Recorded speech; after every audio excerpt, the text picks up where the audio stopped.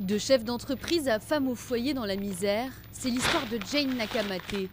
Il y a encore un an, elle s'occupait de ses 4 enfants et de sa mère grâce à la vente de farine et de levure aux boulangeries locales. Puis un de ses plus gros clients ne la paye plus. Il lui doit plus de 3000 $. Du jour au lendemain, son entreprise s'effondre. Elle n'est plus capable de payer ses fournisseurs. Je ne peux plus travailler. Mes enfants ne vont plus à l'école parce que je ne peux plus payer les frais de scolarité. Je dois aussi m'occuper des membres de ma famille. Ma mère est malade et je ne peux pas lui payer ses médicaments.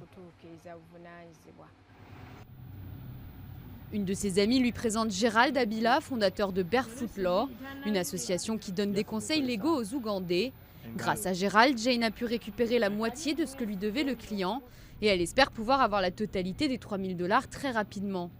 Depuis 2 ans, Barefoot Law a aidé plus d'1 millier d'Ougandais en donnant des conseils via les réseaux sociaux, les emails et les smartphones. Les gens posaient ensuite des questions. Ils avaient besoin de plus de précision. Et c'est là que j'ai pensé à ouvrir une page Facebook, parce qu'à ce moment-là, Facebook était en train d'exploser dans le pays. En plus de l'application pour smartphone, l'association propose aussi un code du travail et une constitution décryptée, ainsi qu'un exemple de testament à télécharger gratuitement. Depuis, Gérald Abila a été récompensé par des prix et a enrôlé 8 autres avocats bénévoles qui, comme lui, offrent une partie de leur temps libre pour aider les Ougandais à décrypter les lois complexes. Solomon Nyeko était en prison pour avoir squatté sur des terres appartenant au gouvernement. Il est libre aujourd'hui grâce à Barefoot Law.